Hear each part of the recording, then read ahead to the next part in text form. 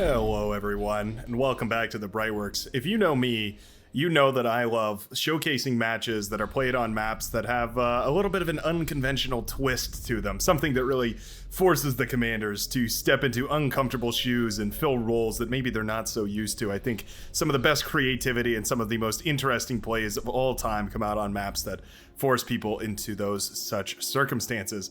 Today, this map will be played on, or this match rather, will be played on Plethora of Pawns version 1, and you can see just why it's named so.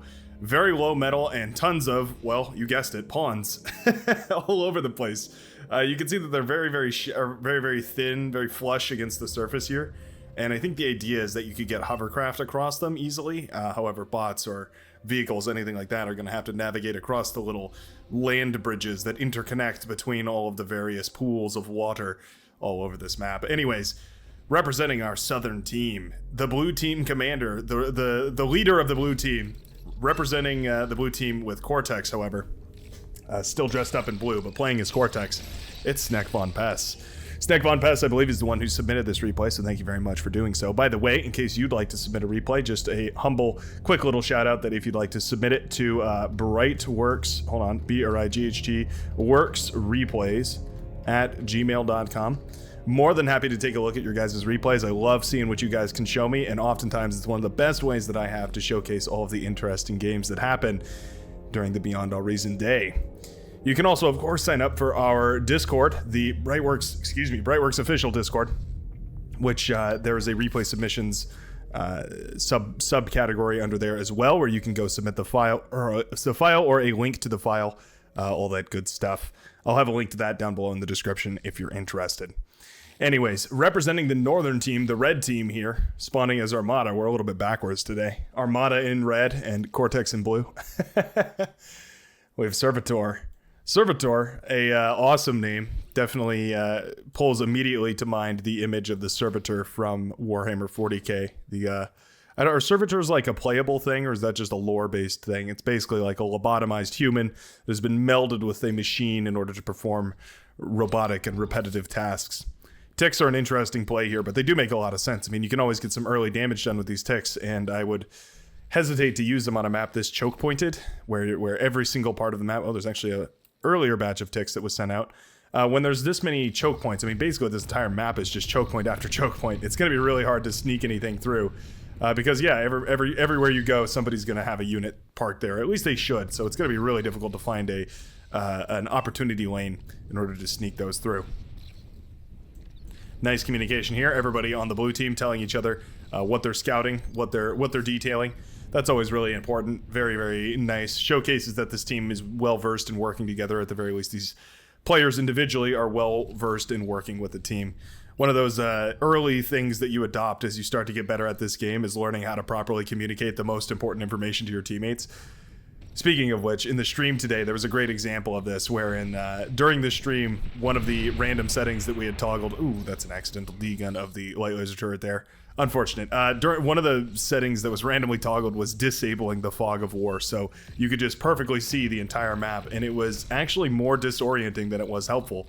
And I realized that one of the reasons for that, or probably the main reason for that, is you just get so used to filtering out that information that you're used to taking in on these games, right? You're used to seeing your team's units and not your enemy's units, and it's one of those ways that you help filter what is and isn't something to worry about. I don't know. I thought it was a little bit interesting. Try it in one of your games. See how you feel about it. For me, it was, I mean, completely disorienting. I felt lost and confused the entire match, which is, never a good state of being.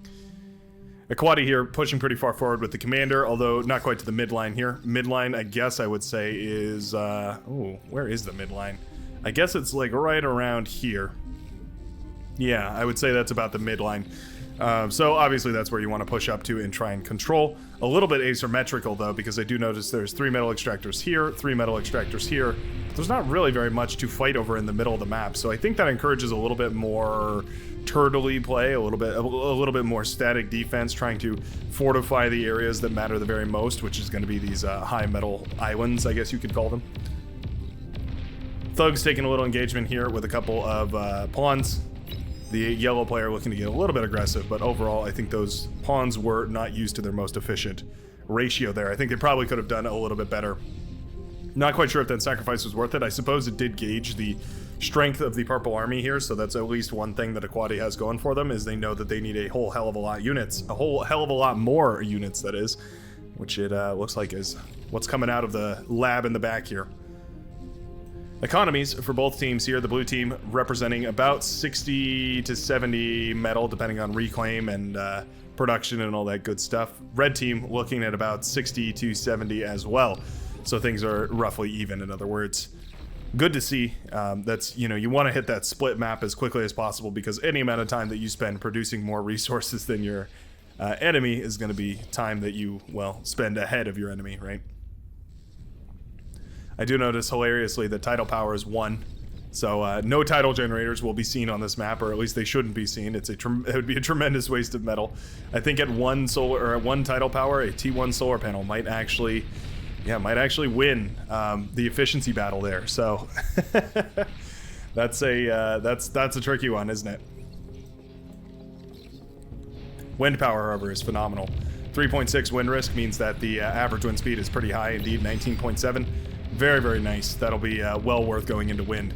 Now, you run into that complication of build power, right? Or not build power, rather build space. This is an excellent engagement right here. I'll finish that thought on wind turbines, but I want to say this is an excellent formation. We have these spread out in such a way that they can all fire on the same target at once. And so we just saw the entire purple army get demolished by these grunts here. Now the exact same thing is happening to these grunts. These blue grunts taking a way better fight here. Just the engagement, the shape of the army is a little bit better. Eventually the yellow player will correct, but I think those blue grunts actually got a little bit more value than they should have here. Anyways, we need Resbots out next to try and pester here, although Aquati has actually gone for a Hovercraft lab. Interesting. It's unlikely in basically any other game, but this is the one map I think I can pull to mind where it actually makes a little bit of sense here. This is dangerous. Oh man, do I even try to pronounce that one? Shigaslai? Shigasalai? The green player, the lime green player for the blue team here. Building some static defense, but no units as of yet. Looks like Hovercraft coming out at the moment. We do have a rocket Hovercraft and others coming out of the back line here, so that's the reason for that. Of course, the Hovercraft are much more expensive, so that's why they're more difficult to field. However, on a map like this, they can definitely posture quite annoyingly. You can imagine, right? You go harass your enemy, and then you just back off into one of these pools, and there's nothing they can really do to contest you about that.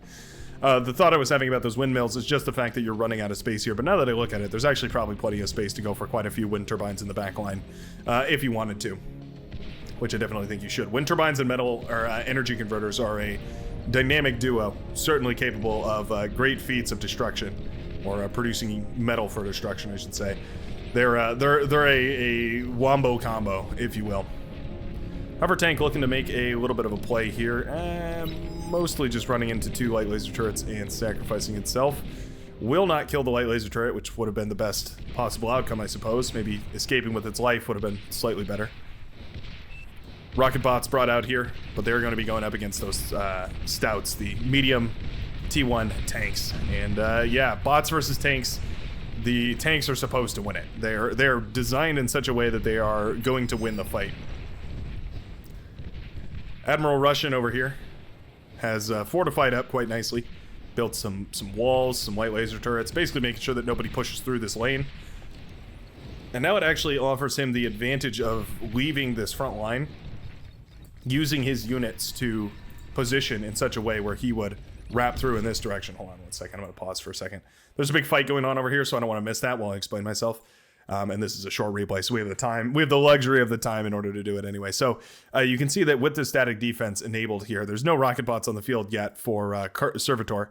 So what Admiral Russian could do is send these bots across in this direction, and what that does is it forces Aquati to split the units here, right? So he has to either address the units on the right or the units on the left, and it means that the easiest thing for him to do is going to be back up to this choke point, so that both of these armies pushing in here have to essentially both come in at this direction, and then he has to hold against this line. Now, if the blue team wins this engagement, then that means that the yellow line is collapsed all the way back to the back labs over here. He's gonna have to turn on production and try and salvage that. But if he holds, then he's gonna be up in he's still gonna be at a bad position, right? He's still gonna be forced backwards from here.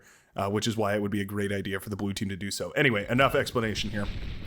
Let's zoom back in over here now that I've explained what's going on over on that side. Snack Von Pass looking to engage over here with these rocket bots, pestering away at the light laser turrets wherever he can to try and shut them down one by one. It's always infuriating to go for those laser turrets and just watch as they get destroyed slowly but surely by those rocket bots. Whoa, looks like there was some aggression over here. I didn't quite catch exactly what it... Oh, whoa. I'm catching it live here. I didn't realize I had my colors swapped here. This is, okay, so, wow, Rei Ayanami has pushed extremely far forward here, is parked in the pool right next to the green player here, and the orange units are starting to press forward. Tons of grunts here, although they are all quite scuffed up pretty badly. And a single laser turret stands in between them and a push into the base here of the green player. Which would be down in this direction. Hover Tank does a great job, though, of softening them up, and that light laser turret will finish off enough of them to stall out this push, but that is tons and tons of land that is now forfeited to Rei, who I believe should march in here and try and claim as much of it as possible. Maybe get a constructor on the front lines to try and do that so that the commander can continue to push while the rest of that remains untouched, but that is your decision, I suppose. Medium tanks, again, very, very good against the bots. And now we have the beamer turrets coming out. Beamers do outrange the rocket bots, 480 range versus a rocket bot's 475, so just barely. But it does outrange it, which means that it's the first level of static defense you can use to shut down any sort of rocket bot aggression. Interesting point of balance about that, in the sense that the commander can only do the light laser turrets, but then you get a constructor out there, and the constructor can shut down those rocket bots with those medium turrets, and then you get into T2, and then they shut down. Basically, all the T1 shuts down. Yeah, bots taking a decent engagement here. You can see the numbers are just on the sides of the bots, and so in order to win that fight, the vehicle player is just going to have to back up in mass units. So there are a bunch of res bots coming out here. I would love to see some resurrections or some reclaims. Either one would be worthwhile at this point. Snack Von Pass is continuing to push in here, still using these rocket bots despite the beamers whittling them down. Don't know if he knows that, like if that's I mean, he sees it, right? Okay, he's gonna pull him back. Yeah, I think that's the right decision. You can't really push in there unless you plan on winning the engagement and reclaiming all the wreckages. There's no res bots over here, so I don't think that's really in the works for the moment. Hovercraft are applying pressure in a interesting way. They're kind of going around and then applying pressure to the back of Rei Ayanami. And what that's doing is holding back the push from Rei, who is forced to constantly move backwards lest they be overrun by the tanks just rushing through the back line as all the units are out of position. If that push stalls out, you're going to be in a really rough position later on. Oh, a big bombing run over here. Looks like Admiral Rushin has backed off the front lines and gone straight into some bombers. That's very nice to see. Shutting down all of the energy production here for two different players, as well as the energy converters. That is quite nice. Now the build power is still here, so we can still build some units and whatnot, but there is not a lot of metal in the bank for a Servitor right now. So yeah, that's a lot of wind production right down the drain here, and you can see that reflected in the economies between both teams, where the blue team is now up to 2.7 thousand energy per second, and the red team is only at a measly 1.5. Same with the metal income right now, all the way up to 70, 80-ish for the blue team, and hovering around 50 for the red team. The economic advantage seems minor for now, but that scales exponentially, remember, so a little here and there becomes a lot a little later down the line. Bush is forced to cover two lanes, but also Aquati is covering two lanes. They're both fighting across these two lines, right? So this is their shared territory. So what I'd love to see is Aquati sparing, I don't know, a single rocket bot, two rocket bots, just move them around this side and then push them down in this lane. It's just going to scare Bush. You might not expect them to get much damage done, but it's going to force him to split his army and get a little bit of work done.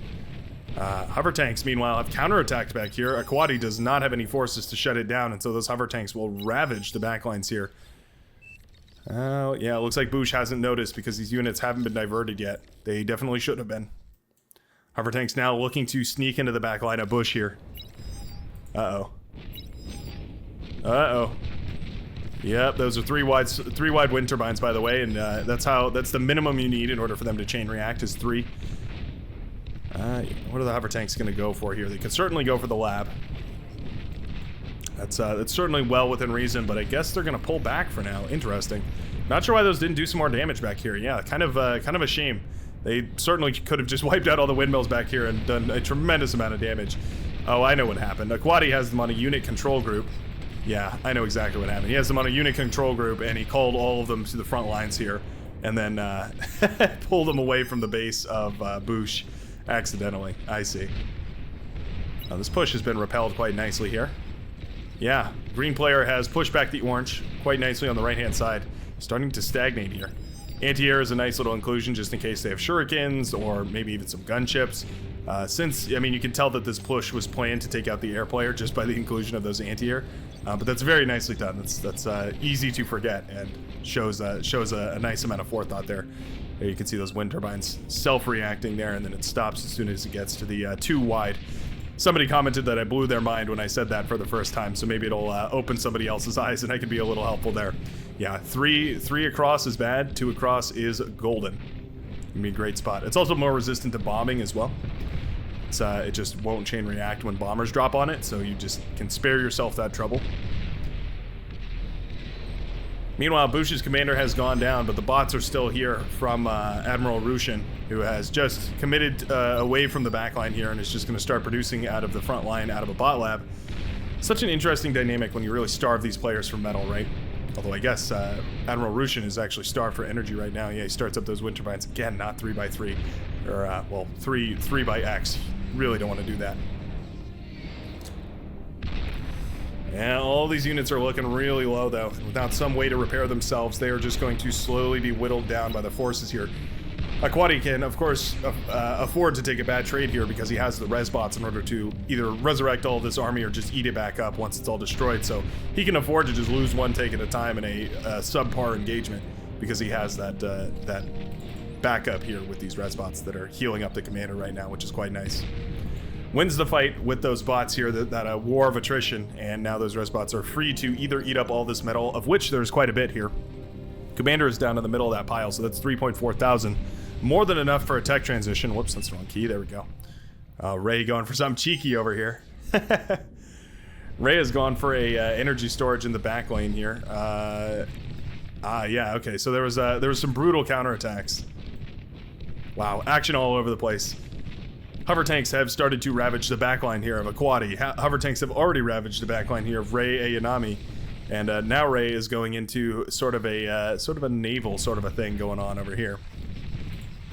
No constructors at home, so not going to be able to get any of that wind turbines. This is the part of the game where you reach out to your teammates and you say, "Hey, anybody got a spare constructor for me?" Oh, looks like Ray does have a constructor here. Yep, you just got to start rebuilding from scratch. Now Ray's commander is in a really odd spot here. Does the green team see it by chance? I doubt they do.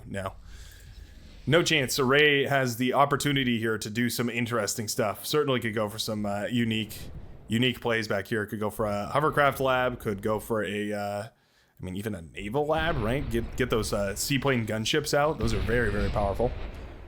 Just some of the interesting options that are available. Now, hover rocket launchers, I should say, from the green player here.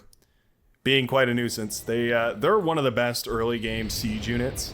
They're very underrated. I would definitely say if you're going hovercraft for whatever reason, consider lending some of those rocket hovers to your teammates, because they're going to be really, really happy to receive them on the front lines. They tear down those T1 light laser turrets really, really effectively, and from far enough back that they can actually stay behind a line of T1 laser turrets while destroying the lines of the enemy, right? You can tear down those lines of T1 solar or T1 light laser turrets really effectively. I would not say it's an over-exaggeration to say that they could win games just with how effective they can be in the early game if they're used in just the right spot. It feels odd because it feels very strange to go for hovercraft if you're not planning to use them across water. On this map, of course, it makes perfect sense, but if you're using them on, I don't know, something like All That Glitters or something like that, it does feel quite a bit odd. But hovercraft are very powerful. They really do have quite some powerful units in their roster here. Agitator was built over here to hold the line and pressure back, but now there's a massive army of hover tanks. I'm surprised that these hover tanks are sticking to the land. I really don't see why we're taking that engagement rather than just going around the water. It's important to remember when you're playing Beyond All Reason, you're never trying to punch your enemy in the face, you're trying to punch them in the wallet. You want to go after their juicy economy more than anything else, so yeah, trying to just face their army in a head-up battle, I don't really think that's the ideal solution here. Admiral Rushin's analysis is not incorrect. This is a really formidable force, and so it needs to be respected. Yeah, this is the power of the hovercraft, though, is you can just direct them across the map wherever you want them. They're not obstructed by the straits of the map as the bots are here. Yep, you can just pull them back. You can do whatever you'd like with them. At this point, I think Aquati realizes that he's actually a little bit far forward here. Overextending, maybe, but Admiral Rushin doesn't really have the forces in order to hold this, and so we could also see some units pushing in from this side and then coming down like this just to apply more and more pressure all over the place. T2 are out here, those Shelldon. They shell away from long range with their little arm cannons, and they can do quite a good job of it at that. They're very, very good at what they do, especially if you give them vision like these tanks are here. Tanks, of course, losing their lives, but that's fine, as long as we have the res bots back here, which we do. Currently resurrecting a commander, but no reason why they couldn't transition easily into resurrecting or reclaiming all of this metal that is tied up in the wreckage field here. Shelldon also very annoying for commanders because it's one of those early T2 units that really poses a threat to the commander, and you can see it now. Starting to whittle Cobram down. Cobram 19's commander will fall in a flash of light and smoke. That leaves the teams here 3-3. What's Ray going for over here? Ray has stored up quite a lot of energy here, 13,000 energy, and going for more. Okay. Ray has gone for a couple of windmills in the back here, so that's where all the energy is coming from. Going for a bot lab here. It's going to take quite a while. Wouldn't mind seeing a couple extra constructors built over here, but that's just a minor little criticism there. The Shelldon pushed a little too far forward here, I think. Maybe not. Shelldon are weird, right? They can fill weird roles where they can be sort of an assault bot, they can be sort of a raiding bot, but they're also definitely a siege bot. They wear many hats, and they wear them all fairly well, which makes it very difficult here. Yeah, can we eat up any of that at least? Yeah. Eat up about 200 of that metal. Not the best, you could have hoped for, but better than nothing for sure. Stek Von Press's resurrected commander here will now be used to try and degun down these tanks, I believe. Although mostly he's just going to try and back off and regroup, I would have to imagine. Admiral Rushin is trying to make something happen here. It's got the commander moving forward. Yeah, so they can see the radar dot. Oh, excellent degun right there. Yeah, manages to catch a lot of those tanks. Wow, just disintegrated this army. That was a very expensive portion of that army to lose right there. Admiral Rushin doing a phenomenal job degunning down those units. That was really, really nice. Love to see that. Excellent usage of the commander. Really scares back Aquati, who now has to consider what else could be on the docket here. Is there anything else in the way? Is the commander going to lurk? Is there anything else to worry about? Meanwhile, Admiral Rushin is just worried about holding the line, more or less. Trying to posture in this middle map. These metal extractors, very, very important. Pulling in a solid 6.4 metal per second, very valuable. And now there's also T2 slowly waddling its way out of a T2 lab somewhere around the map. It's a Sumo. Sumo is T2. Maybe it came out of this lab back here. Advanced geothermal is up, so that's quite a lot of power going into the blue team here. And there's T2 coming up, slowly but surely. Now again, blue team has no idea about Ray, who's just hiding out in the pond over here. Wonder what Ray is up to. I wonder what the strategy is going to be in the end here. Ray's, yeah, got the bot lab up, so just going for more and more power in the backline here. Wonder if she's going to go for a little bit of a push that goes into the Hearts of Green, or if she's just going to rebuild and try and retake the lane over on the right-hand side. Currently, the right-hand side is falling rather quickly to these green forces. There's a little bit of leftover residual forces of Rays over on the right-hand side, but I think a push from green here could try and break through there and do a little bit more damage. Certainly set the red team off balance a little ways. Interesting forward bot lab was built over here for Boosh, who has a rear bot lab, but does not have any of his metal extractors, unfortunately. So that's lots of metal not going into his economy right now. Right now, only +2 metal per second. That's not what we're looking for. Looks like hover tanks from green will find the engagement that they're looking for and will shut down a lot of these hover tanks here for what is that? Aquati, the yellow player. Nice little engagement. Those hover tanks have been a thorn in Admiral Russian's side, certainly. But now to have them off the field is quite nice. Lots of transitioning here. Really excited to see it. These are definitely some skilled players here. You can see in the upper teens and the low 30s at the highest and lowest here. Very, very skilled players for sure. So I would expect nothing less. But sometimes it's really hard to do that tech transition because it just feels like you're going to be too vulnerable for too long. But really, the transition pays for itself when you finally have units that you can actually field in the ways that you need them to. A little bit of hovercraft aggression moving across here. There are beamer turrets to try and shut this down.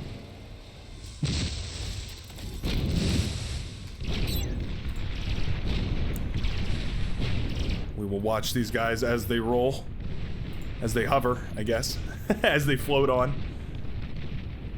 It was a heated debate as to what you call a hovercraft. Does it float? I mean, they float on a cushion of air, so they sort of float. Does it hover? I mean, they sort of hover, but you know, it's just a big fan under there blowing downwards. You can even see the fan in there. I don't know. Let me know down below. There's my community engagement for the day. Shelldon have completely ravaged through the middle of this map. Yeah, this is a game-winning push right here, as the hover tanks pop up on land and the stout is pulled to try and deal with that. Of course, there's nowhere near enough firepower here for Cobram, who went for that T2 lab, but did not manage to get it up in time, and so the lab will be shut down. That's going to mean that the red team is essentially down a player here. Yeah, there's not a lot that he can do. Ray also going for the rear hovercraft lab. Okay, I figured this is what we're going to see, but now looks like she's gonna have to look for I say she because I believe Ray Ayanami is the female character from Neon Genesis Evangelion. But anyways, random side tangent that came to mind about that. We have a game winner right here. This was an excellent push. Those hover tanks are the armor that you need in front of your Shelldon, and the Shelldon, of course, are that long-range firepower that can just shell away for maximum damage per second and melt down whatever they stumble across here. Hover tanks have already swept away 2 of the main bases here. Oh, but the counter-aggression is so accurate between these two. They're just constantly back and forth at each other's throats. And you can see that Aquati was not sleeping on the job here. Tried to get these hovercraft in, and indeed did ravage the base of Admiral Russian, but Admiral Russian has moved all of his forces forward already. Looks like with that push, enough damage will be done to convince the red team to surrender. Unfortunately, we didn't get to see what was going to go down over here. I'm sure Ray had quite big plans for us, but aside from that, excellently played here by the blue team. GG's to both teams. Let's take a look at these stats here. Interesting. Okay. So yellow was far and away above the ecos of everyone else on the blue team. However, there were several blue players with decent economies. In fact, the next 3 economies were all blue players. So eventually that added up to enough force, enough pressure in the right areas in order to break through. And that kind of just says it all, doesn't it? Take a look at these stats real quick. Very, very poor map. You can see energy, or metal produced rather. Sorry, metal produced right here. 128,000 total for the blue team versus 98.3 thousand total for the red team. Just goes to show you what that little benefit in the early game can turn into here and there. You just take the right trades and you eat up that metal on the front lines, and eventually you're going to spiral into a much better economy very, very quickly. Anyways, I hope you enjoyed, and I hope to see you in the next video. Peace out, folks.